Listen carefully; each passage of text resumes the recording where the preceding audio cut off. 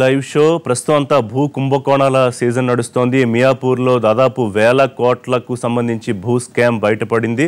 ఇంకా దానికి సంబంధించి చర్చలు నడుస్తూ ఉండగానే మరో భూ కుంభకోణం. ఈ భూ కుంభకోణంలో టీడీపీకి చెందిన ఎమ్మెల్సీ దీపక్ రెడ్డి కీలక పాత్రధారిగా ఉన్నారు. దాదాపు ఇది ప్రస్తుతం 165 నుంచి 200 కోట్లకు సంబంధించి ఒక కుంభకోణం అని బయటపడుతూ ఉన్నా కూడా దీని వెనకాల ఒక 1000 నుంచి 2000 కోట్ల భూ కుంభకోణం, ఇంకా పెద్ద పెద్ద నేతల పాత్ర కూడా ఉందని అనుమానాలు. మరోవైపు విశాఖలో కూడా 1,00,000 ఎకరాలకు సంబంధించి రికార్డులు మాయమైపోవడం ఒక కలకలం సృష్టిస్తోంది. అయితే మంత్రి అయ్యన్న పాత్రుడు ఈ విషయం మీద ఎక్కడికన్నా వెళ్తాం, పోరాడతామని చెప్తున్నారు. మరో మంత్రి గంటా శ్రీనివాసరావు కూడా నిన్న స్పందించారు. ఎవరిని వదిలిపెట్టేది లేదని. ఇప్పటికే ముఖ్యమంత్రి కూడా ఈ అంశం మీద సీరియస్ అయ్యారు. శంకర్రావు అనే ఒక తహసీల్దార్ని అతను విశాఖ రూరల్లో మాజీ తహసీల్దార్గా చేశాడు. అతని హయాంలోనే పూర్తి స్థాయిలో అవినీతి జరిగింది. భూకుంభకోణంలోనే అతను అరెస్ట్ చేశారు. కానీ శంకర్రావు అనేవాడు కేవలం చిన్న చేపే. దీని వెనకాల పెద్ద తలకాయలు చాలా ఎక్కువ మంది ఉండే అవకాశం ఉందనేది ప్రధానంగా నడుస్తున్న చర్చ. ఈ భూ కుంభకోణాలు వరుసగా బయటపడడం మీద మాట్లాడుకోవాల్సిన అవసరం ఉంది. మరోవైపు వర్షం కూడా అటు ఆంధ్రప్రదేశ్లో అధికార పక్షం ప్రతిపక్షాల మధ్య రచ్చకి కారణమవుతోంది. ఏ అంశం వచ్చినా పొలిటిసైజ్ అవుతుంది ఆంధ్రప్రదేశ్లో. ప్రస్తుతం ప్రతిపక్ష నేత వైఎస్ జగన్మోహన్ రెడ్డి ఛాంబర్లో నీరు లీకేజ్ కావడము, దాని బకెట్లతో బయటపోసిన పరిస్థితి చూసాం. అయితే దీని వెనకాల ఒక కుట్రకోణం ఉందనేది ప్రభుత్వం చెబుతున్న వాదన. సాక్షాత్తు స్పీకర్ అక్కడ మీడియాను వెంటబెట్టుకుని వెళ్లి ఒక పైప్ కట్ చేస్తున్న పరిస్థితి చూపించారు. అయితే వైసీపీ ఎమ్మెల్యేలు ముందు పొద్దు నుంచి వెళ్లే ప్రయత్నం చేసినా వాళ్ళని లోపలికి అలౌ చేయలేదు, మీడియాను కూడా అలౌ చేయలేదు. ఇదంతా డొల్లా తను అసెంబ్లీ సెక్రటేరియట్ భవనాల వెనకాల జరిగిన అవకతవకలు, భారీ కుంభకోణం అనే వైసీపీ ఎమ్మెల్యేల ఆరోపణలు. ఏం జరుగుతుంది అసలు లైవ్ షోలో మాట్లాడదాం. మనతో పాటు వాళ్ళు జాయిన్ అవుతున్నారు. సిహెచ్ సుందరరామ్ శర్మ గారు Andhra Pradesh Congress party legal cell chairman గా ఉన్నారు. కాటసాని రాంభూపాల్ రెడ్డి గారు వారు 5 సార్లు ఎమ్మెల్యేగా చేస్తున్నారు. ప్రస్తుతం బీజేపీ ముఖ్య నాయకులుగా ఉన్నారు. వై శివరామరెడ్డి గారు మాజీ ప్రభుత్వంలో మండలి చీఫ్ విప్ గా పనిచేశారు. ప్రస్తుతం వైఎస్ఆర్సీపీ ముఖ్య నాయకులు. విజయవాడ నుంచి మనకు లైవ్ లో అందుబాటులోకి వస్తున్నారు బొండా ఉమామేశ్వరరావు గారు, Vijayawada east MLA, TDP senior నాయకులు.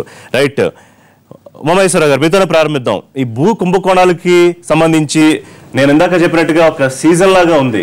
ఏదైతే గోల్డ్ స్టోన్ ప్రసాద్కి సంబంధించి 1000 కోట్లు 10 నుంచి 15,000 కోట్ల భూ స్కామ్ బయటపడిన కొద్ది రోజుల్లోనే మరి మీ పార్టీకి సంబంధించిన ఎమ్మెల్సీగా ఉన్నారు ప్రస్తుతం దీపక్ రెడ్డి.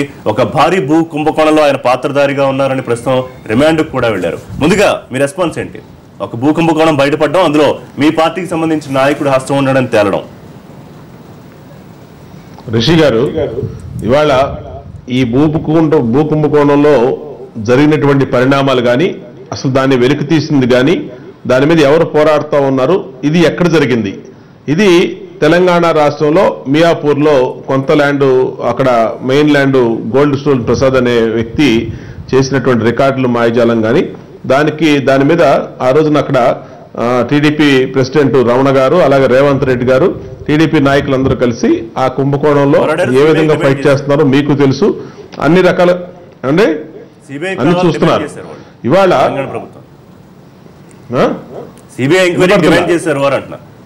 తెలుగుదేశం తెలంగాణ పార్టీ సిబిఐ ఎంక్వైరీకి డిమాండ్ చేశారు. దాని మీద ఏ విధంగా పోరాడుతున్నామో మీకు తెలుసు. అలాగే ఈ దీపక్ రెడ్డి గారి అంశానికి వస్తే మీరు ఈ మా ఆంధ్రప్రదేశ్ ఎమ్మెల్సీకి సంబంధించినటువంటి అంశం, తెలంగాణలో జరిగినటువంటి విషయానికి వస్తే ఇదొక సివిల్ డిస్ప్యూట్.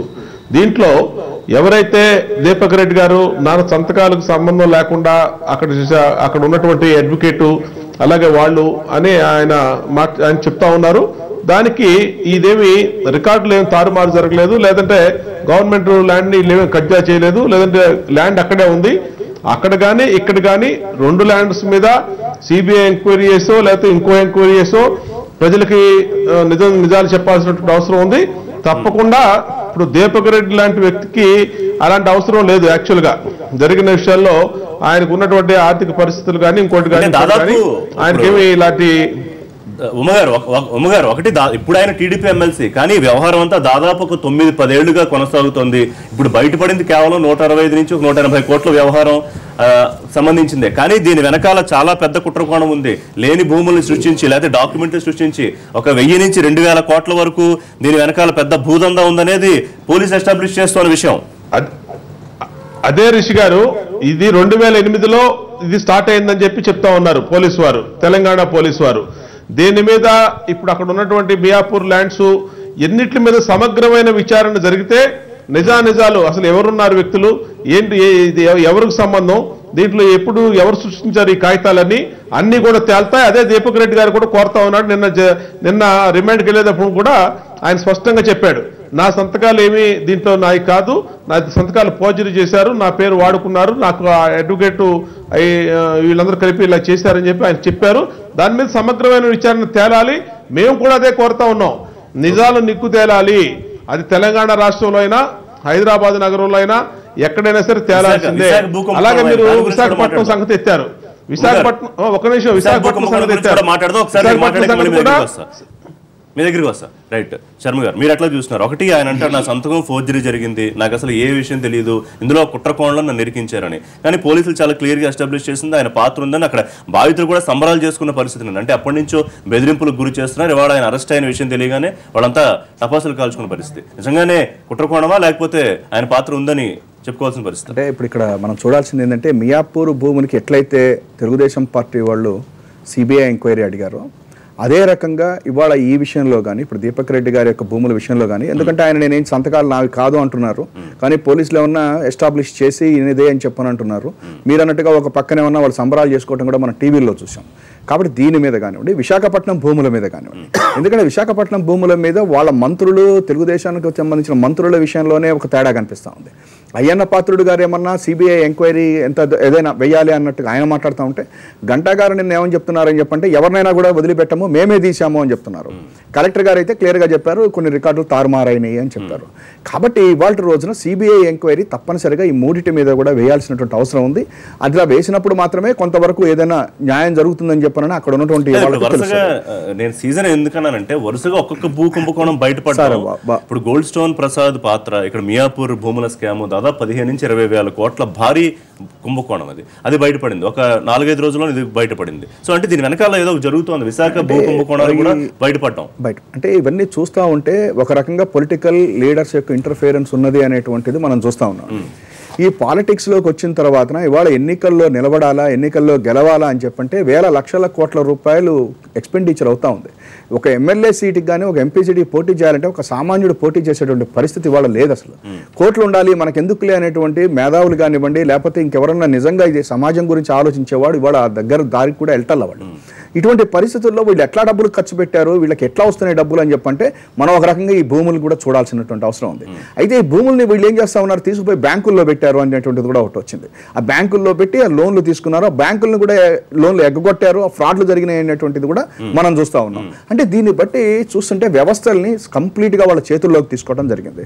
వాళ్ళ రాజకీయాలు కానివ్వండి, బ్యూరోక్రాట్స్ కానివ్వండి, రాజకీయ పార్టీల పెద్దల హస్తం లేకుండా ఇంతంత వేల ఎకరాల్లో భూ కుంభకోణాలు సాధ్యమా అనే దానికి దాదాపు ఇవాళ నిన్న మొదలైంది కాదు. 2005, 2006, 2008 అని రికార్డులు మాయమైన పరిస్థితి, కుంభకోణాలు ప్రారంభమైన పరిస్థితి. అప్పుడు అధికారంలో ఉంది కాంగ్రెస్. సార్ నేను అదే వస్తున్నాను. ఇప్పుడు ఎవరు అధికారంలో ఉన్నారో, లేకపోతే 2005కు ముందు ఏం జరిగినాయి, 1999 లేకపోతే చంద్రబాబు నాయుడు గారి టైంలో ఏమేమి జరిగినాయి, ఇవన్నింటి కూడా తీయాల్సిన ఉన్నాయి. అప్పుడు కూడా వచ్చినాయి యాక్చువల్గా.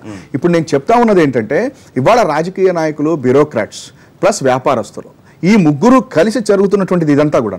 ఒక రాజకీయ నాయకుడు ఏదైనా చెయ్యాలి అని చెప్పనుకుంటే బ్యూరోక్రాట్ ఒప్పుకోకపోయేటైతే ఏం జరగవు. ఇప్పుడు అక్కడ ఆయన శంకర్రావు గారు అనేటువంటి ఆయన అరెస్ట్ చేశారు. మీరు ఇందాక అన్నట్టు ఆయన చిన్న చేపే కావచ్చు, కానీ ఆ చిన్న చేప లేకపోతే పెద్ద చేపలు ఏం చేయలేవు. కాబట్టి ఇవాళ వ్యాపారస్తులు అంటే పెద్ద పెద్ద పారిశ్రామికవేత్తలు కానివ్వండి, లేకపోతే రాజకీయాల్లో ఉన్నటువంటి కొంతమంది కానివ్వండి, అందరినీ మనం అంటానికి కూడా లేదు, కొంతమంది కానివ్వండి, లేకపోతే బ్యూరోక్రాట్స్లో అందరూ కాకపోయినా కొంతమంది కానివ్వండి, వీళ్ళందరూ కలిపితే జరుగుతున్నటువంటి ఇది. లేకపోయేటట్లయితే మీకు ఏ స్కామ్ కూడా అంత ఈజీగా జరగదు. అయితే ఇవాళ వస్తున్నటువంటి ప్రాబ్లం ఏంటంటే నిజాయితీగా ఉండేటువంటి రాజకీయ నాయకులు కానివ్వండి, నిజాయితీగా ఉండేటువంటి పారిశ్రామికవేత్తలు కానివ్వండి, నిజాయితీగా ఉండేటువంటి బ్యూరోక్రాట్స్ చాలా ఇబ్బందులు పడుతున్నారు అనేటువంటిది కూడా మనం కొంతవరకు చూస్తా ఉన్నాం.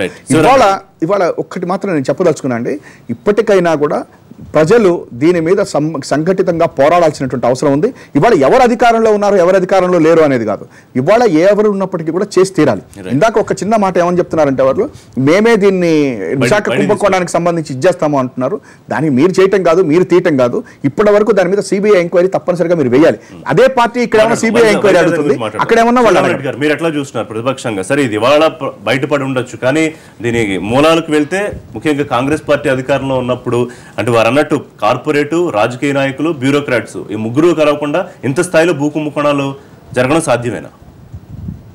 వీళ్ళందరూ కలయిక లేకపోతే జరిగే పరిస్థితే లేదట.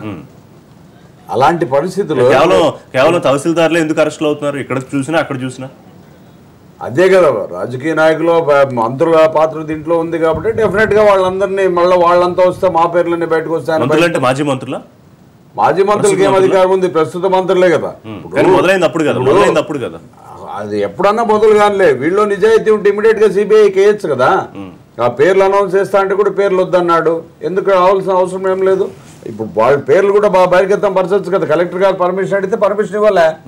వీళ్ళ హస్తమే లేకుండా మేమే బయటికి తీసామని ఉమా గారు చెప్తున్నారు. మరి మీరే బయటికి తీసినప్పుడు సిబిఐకి డైరెక్ట్గా ఇచ్చేచ్చు కదా. అప్పుడు 2005 నుంచి అయింది అంటున్నావు. వీళ్ళ పాత్ర ఉంది కాబట్టి అప్పటికి ఎప్పటికీ దిట్టలు తెలుగుదేశం పార్టీ వాళ్ళే.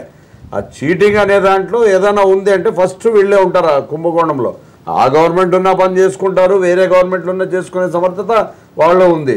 ఈవెన్ విజయవాడలో కూడా భూ కుంభకోణాలు అంటున్నారు. చెప్పేది ఎలా ఉందంటే కాంగ్రెస్ గవర్నమెంట్ లో కూడా తెలుగుదేశం పార్టీ అవకతవకలు పడిందని చెప్తున్నారు. కొంచెం వాళ్ళలో ఆ సమర్థత ఉంది. మీలో నిజాయితీ ఉంది కదా, డైరెక్ట్గా ఇచ్చేయండి. మేము ఎవరున్నా యాక్షన్ తీసుకుంటామని ఒక మంత్రి అంటున్నారు, ఇంకో మంత్రి ఏమో సిబిఐకి వెళ్ళంటున్నారు. మీ పాత్రే లేనప్పుడు తెలుగుదేశం వాళ్ళు ఎవరెవరు ఉన్నారు, బ్యాంకులు ఎవరు తీసుకున్నారు అనేది వెరీ పర్టికులర్ అన్ని కూడా దాంట్లో సాక్ష్యాధారాలు ఉన్నాయి ప్రూవ్ చేయడానికి కూడా. వీళ్ళు సిబిఐ కేసే డెఫినెట్ గా ప్రూవ్ అయితే మళ్ళీ మాది ఎక్కడ పోతుందో అని. గతంలో కూడా కాంగ్రెస్ ప్రభుత్వం ఎన్నో కుంభకోణాలు కాంగ్రెస్ గవర్నమెంట్ బయట పెట్టింది. కానీ వాళ్ళని బ్లేమ్ చేసి ఈరోజు కామెంట్ చేస్తున్నారు కదా. మీరు బయట తీసినంత మాత్రం మీరు నిజాయితీ పరులని ఎట్లా అనుకుంటాం? వాళ్ళ పాత్ర ఎవరెవరు ఏమేమి ఉందని తెలిసినప్పుడు కదా దాంట్లో బయటపడేది. మీ పాత్ర ఉందా లేదా మీ పార్టీ వాళ్ళది అనేది డెఫినెట్గా తెలుస్తుంది. ఇప్పుడు చూడండి, తెలుగుదేశం పార్టీలో మంత్రులు బ్యాంకుల్ని ముంచేసింటారు, ఎమ్మెల్సీలని అలాంటి వాళ్ళని చూసి తెస్తున్నాడు, ఎమ్మెల్యేలు చాలా మంది అలాంటి వాళ్ళే ఉన్నారు. తెలుగుదేశం పార్టీ అంతా ఇలాంటి వాళ్ళకి ఒక షెల్టర్ మాదిరి ఇచ్చే పరిస్థితిని ఆయన ఎంటర్టైన్ చేస్తున్నాడు. ఇప్పుడు మీరు దీంట్లో కూడా తెలుగుదేశం పార్టీ ఎలాంటి వాళ్ళు తెచ్చుకుంటారు. రిషి గారు, ఆంధ్రప్రదేశ్ ప్రభుత్వం ఇక్కడ 1000 రూపాయల పింఛన్లో 200 రూపాయలు ఎవరన్నా 100 రూపాయలు 200 రూపాయలు అవినీతి చేస్తేనే అంత క్లియర్గా కఠినమైన శిక్షలు తీసుకుంటా ఉంది. సరే, కఠినమైన చర్యలు తీసుకుని వాళ్ళ డబ్బులు వాళ్ళకి వెనక్కి ఇప్పిస్తా ఉన్నాం. నేను దయచేసి చెప్పేది ఏంటంటే వైఎస్ఆర్ కాంగ్రెస్ పార్టీకి కానీ కాంగ్రెస్ పార్టీకి కానీ ఈ కుంభకోణాన్ని మన వైజాగ్ జాయింట్ కలెక్టర్ గారు వారు దీన్ని బయట తీసుకుంది. ప్రభుత్వ అనుమతితో, ముఖ్యమంత్రి గారి అనుమతితో కలెక్టర్ గారు కానీ జాయింట్ కలెక్టర్ గారు కానీ దీని మీద సమగ్రమైనటువంటి విచారణ చేసి మొత్తం రికార్డ్స్ ఎక్కడైతే మాయం చేశారో, ట్యాంపరింగ్ చేశారో అన్నింటినీ కూడా బయట పెట్టారు. శివరాజ్ రెడ్డి గారు ఒక సీరియస్ కామెంట్ చేశారు. కాంగ్రెస్ పార్టీ అధికారంలో ఉన్న అవకతవకలు చేసే సమర్థత తెలుగుదేశం పార్టీకి ఉందన్నారు. నెంబర్ 1. రెండోది, తెలుగుదేశం పార్టీ మంత్రులు బయట పెట్టామన్నారు. ఒక మంత్రి ఒక మాట చెప్తున్నారు, ఇంకొక మంత్రి ఇంకో మాట చెప్తున్నారు అన్నారు. మూడోది, ఏరుకోరు ఇలాంటి వాళ్ళే తెలుగుదేశం పార్టీ తన దగ్గర చేర్చుకుంటోందన్నారు. మేబీ దీపక్ రెడ్డి విషయాన్ని ప్రస్తావించి ఉండొచ్చు. దీపక్ రెడ్డి గాని అంటే ఒక విషయం అండి, రాజకీయంగా పొలిటికల్ ఎలిగేషన్స్, రాజకీయ ఆరోపణలు కాదు. ఇక్కడ అంశాల వారీగా కనుక మనం చర్చిస్తే, రిషి గారు అంశాల వారీగా చర్చిస్తే ఇష్యూ బేస్డ్ గా మనం మాట్లాడుకోవాలి. పొలిటికల్ ఎలిగేషన్స్ ఎన్నన్నా చేయొచ్చు. సరే, గత ప్రభుత్వంలో 10 సంవత్సరాలు ఏమేమి జరిగినాయి అవన్నీ ప్రజలకు తెలుసు, మీడియాకు తెలుసు, శివరామరెడ్డి గారికి తెలుసు. నేనేమంటున్నానంటే ఇవాళ జరిగినటువంటి ఒక ఇష్యూని, ఆ ఇష్యూని ఏ విధంగా ఏ ప్రభుత్వం, మీరేమన్నా ఇప్పుడు తెలంగాణలో ఒక ఇష్యూ జరిగితే బయట తీసుకొచ్చిన తెలుగుదేశం ప్రభుత్వం, పోరాడుతున్న తెలుగుదేశం ప్రభుత్వం. ఇవాళ ఆంధ్రప్రదేశ్ ప్రభుత్వం అధికార పార్టీలో ఉండి కూడా జరిగిన అక్రమాన్ని బయట తీసింది మేము. మా మంత్రి అయ్యన్న పాత్రుడు మాట్లాడుతూ ఉన్నాడు, మా ఎమ్మెల్యేలు చూస్తూ ఉన్నారు, మేము మా కలెక్టర్ గారు, మా ప్రభుత్వంలో ఉన్న కలెక్టర్ గారు, జాయింట్ కలెక్టర్ గారు గట్టిగా దీని మీద వాస్తవాలు ప్రజలకు తెలియజేస్తా ఉన్నారు, కఠినమైన చర్యలు తీసుకుంటా ఉన్నారు. మొన్న 15వ తారీఖు మొన్న కేఈ కృష్ణమూర్తి గారు సమగ్రమైనటువంటి బహిరంగ విచారణ చేశారు. మీరు ఏదైతే శివరామరెడ్డి గారో లేకపోతే వైఎస్ఆర్ కాంగ్రెస్ పార్టీయో మీ దగ్గర ఏం ఆధారాలు ఉన్నాయో చూపించండి, ఎవరి ఇన్వాల్వ్మెంట్ ఉందో చూపించండి, తప్పేమి లేదు. ఇది బహిరంగ విచారణ, రహస్య విచారణ కాదు. మనం పూర్తిగా పొలిటికల్ ఇచ్చేసి ప్రభుత్వం మీద నిరంతరం బుర్ర చల్లటం తప్పితే ఎవరైనా స్పెసిఫిక్ గా ఫలానా వ్యక్తికి దీంట్లో భాగం ఉంది. ఇవాళ తెలుగుదేశం ప్రభుత్వం మంత్రులు మాట్లాడుతున్నామంటే రెండోది, మాజీ మంత్రి బండారు కూడా ఒకవేళ ఆరోపణలు ఆయన మీద ఏదో ఆరోపణలు కొనిస్తే అవి నిరూపిస్తే కనుక బహిరంగంగా ఉరి నేనే తీసుకుంటానని కూడా సవాల్ విస్తున్నారు. నిజంగా మరి ఏమన్నా ఉంటే కనుక నిరూపించాలి కదా, ఆధారాలు చూపించాలి కదా. ఇప్పుడు మేము వీళ్ళ ముందు ఏం నిరూపించినా డెఫినెట్ గా ఆ రికార్డులు తారుమారు చేసే పరిస్థితి, ఆ కెపాసిటీ ట్యాంపరింగ్ చేసి వీళ్ళంతా ఏమేం చేయాలో అంత సమర్థులు వీళ్ళు. కాబట్టి సిబిఐ క్లీన్ చిట్ ఉమా గారు ముందు పెట్టండి. నిజంగా ఏ ఆధారాలు ఉన్నాయో? ప్రజాస్వామ్య పాలకులు అయితే మీరు 100 రూపాయలది 1000 రూపాయలది డెఫినెట్ గా మీరు తీస్తారు పెన్షన్లది, Right. కానీ లక్షలది కోట్లది తీసే రిషి గారు, లేదు. ఫర్ ఎగ్జాంపుల్ మీరు వైఎస్ఆర్ కాంగ్రెస్ పార్టీ వినండి, భార్యాభర్తలు విడిపోయినా సిబిఐ ఎంక్వైరీ అడిగే పరిస్థితులు ఆంధ్రప్రదేశ్ లో ఉన్నాయి. భార్యాభర్తలు విడిపోయినా సిబిఐ ఎంక్వైరీ, ఇమ్మీడియట్ గా చిన్న చిన్న విషయాలకు సిబిఐ ఎంక్వైరీ, సిబిఐ కోర్టులు జైళ్లు అలవాటు అయిపోయింది. కాదండి, సాక్షి టీవీ దీన్ని సీరియల్స్ గా కూడా చూపించడం జరిగింది. మేం బయటికి తీసాం మీడియాకి ఇవ్వండి, అదే పనిగా ఎన్టీవీకి ఇవ్వండి, మీ దగ్గర ఏ ఆధారాలు ఉన్నాయో జరిగిందంటే చూసింది. మీలో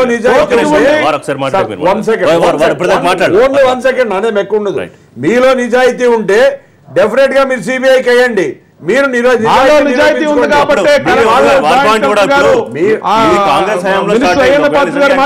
అప్పుడున్న వాళ్ళు బయటపడతారు. మాజీ మంత్రులు ఉన్నారా, అంతకన్నా పెద్ద స్థాయి ఉన్నారా, లేకపోతే చిన్న స్థాయి నాయకులు ఉన్నారా, అది కూడా బయటకు వస్తుంది కదా. మీరు ఎప్పుడు పడ్డా చిన్న చేపల్ని క్లర్క్లనే మీరు అధికారుల మీద యాక్షన్ తీసుకోండి, దాంట్లో మీ పాత్ర బయటపడుతుంది కదా.